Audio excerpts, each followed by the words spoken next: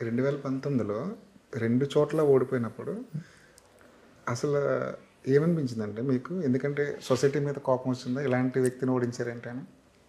నేను చెప్తున్నా కదా, అంటే గెలుపు ఓటములు సహజం కావచ్చు.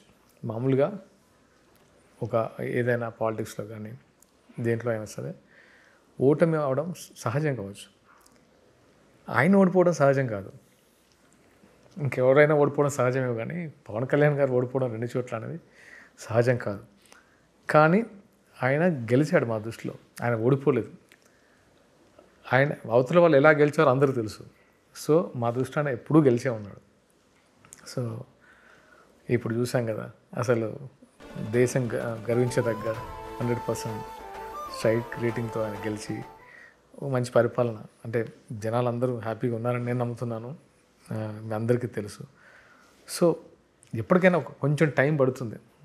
సో ఒక బ్యాడ్ నుంచి గుడ్ పీరియడ్కి వెళ్ళే టైంలో ఇవన్నీ తెగింపులు అవన్నీ చూసేసి ఉన్నారు. సో ఆయన అసలు first of all Pawan Kalyan గెలిపోవడం పట్టించుకోరండి.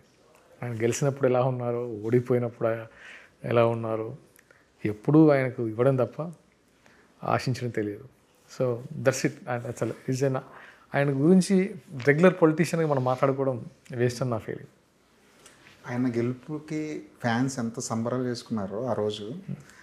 చిరంజీవి గారి ఇంటికి వచ్చినప్పుడు ఆ వీడియో నాకు తెలిసి one of the best moments. అంతే కదా. అంటే నేను ఒకసారి అంజనమ్మ గారు, నేను క్యాంపెయినింగ్లో ఉన్నప్పుడు మధ్యలో వచ్చి టీజర్ రిలీజ్కి వచ్చినప్పుడు, టీజర్ రిలీజ్ అయిన తర్వాత అంజనమ్మ గారు అడిగారు, ఎలా ఉన్నాడు, ఎండలో తిరుగుతున్నాడు నా రాత్రిలు అంటే. కోడు ఎంత ప్రేమగా ఉంటారంటే కళ్యాణ్ గారు అంటే, అంజనమ్మ బాగుండడం అన్న లేదు ఈసారి వేరేలా ఉంటుందమ్మా అని అంటే ఆమె ప్రేజెస్ ఉండదు. బాగుండాలమ్మా మనకి ఇవ్వడమే తప్ప ఇంకా అంటే ఎవరిని తీసుకోవడం తెలీదు అంటే.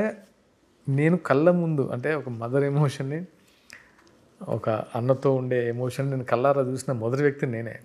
సో అయితే అంటే నాకు అవకాశం ఇచ్చింది.